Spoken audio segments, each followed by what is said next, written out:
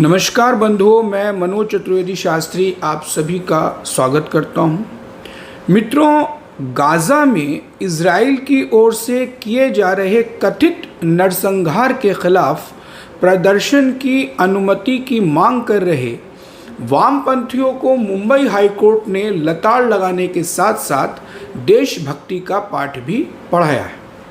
एक राष्ट्रीय समाचार पत्र में छपी खबर के अनुसार वामपंथी दल सीपीएम ने आज़ाद मैदान मुंबई पर प्रदर्शन की अनुमति मांगी थी। इस पूरी खबर का लिंक आप डिस्क्रिप्शन बॉक्स में देख सकते हैं।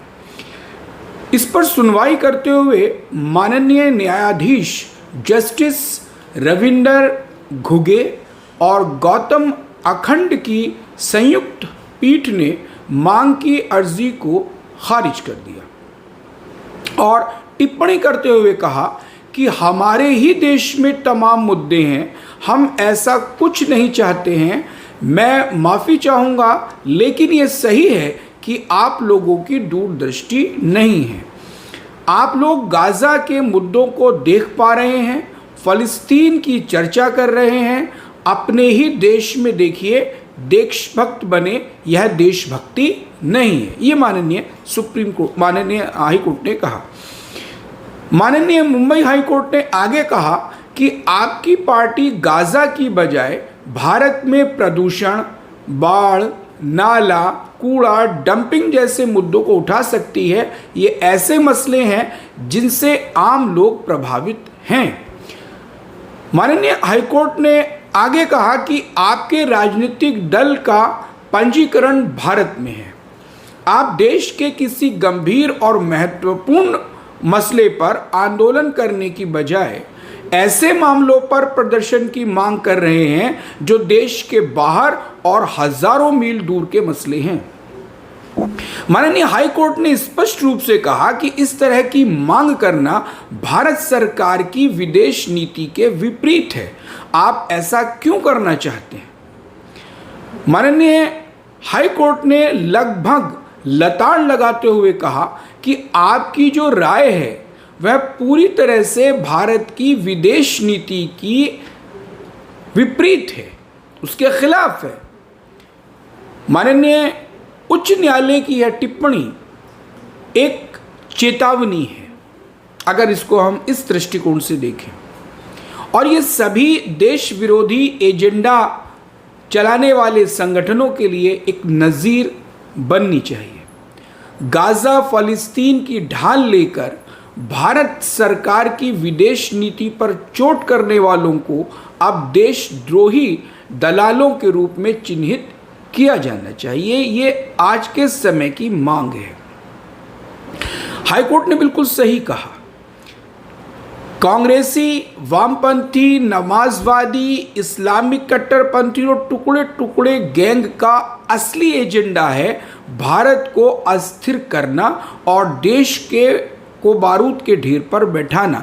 ये इनका एजेंडा है। हालांकि कोर्ट ने अपनी टिप्पणी में ऐसा कुछ नहीं कहा है। दरअसल ये लोग अगर इतने ही संवेदनशील होते तो केरल, कश्मीर, पश्चिम बंगाल और दिल्ली राज्यों में कठमुल्लों द्वारा किए गए नरसंहार के मामलों पर चुप क्यों थे? ये एक बड़ा सवाल है। अभी हाल ही में पश्चिम बंगाल के मुर्शिदाबाद में आपने सब देखा है किस तरह के नरसंहार हुए। कश्मीर का नरसंहार हुआ, दिल्ली में बहुत बड़ा मामला हुआ था। सीपीएम जैसे वामपंथी दल अब भारत के ज्वलंत मुद्दों की जगह अंतर्राष्ट्रीय इस्लामिक एजेंडे के दलाल बन चुके हैं। इन्हें आज़ाद मैदान चाहिए देशद्रोही नारे लगाने के लिए, जबकि ना तो ये गाज़ा के नागरिक हैं, न भारत में इनके समर्थन का कोई संवैधानिक आधार है। ये प्रदर्शन दरअसल इजराइल विरोध के नाम पर भारत सरकार विरोध की रणनीति है। इसको हम बिल्कुल स्पष्ट तरीके से समझ सकते हैं।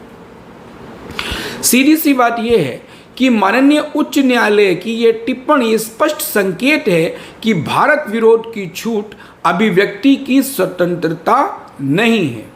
ये कानून का दुरुपयोग और राष्ट्रद्रोह है। सरकार को अब ऐसे दलों और संगठनों की फंडिंग, नेटवर्क और विदेशी संपर्कों की जांच करनी चाहिए।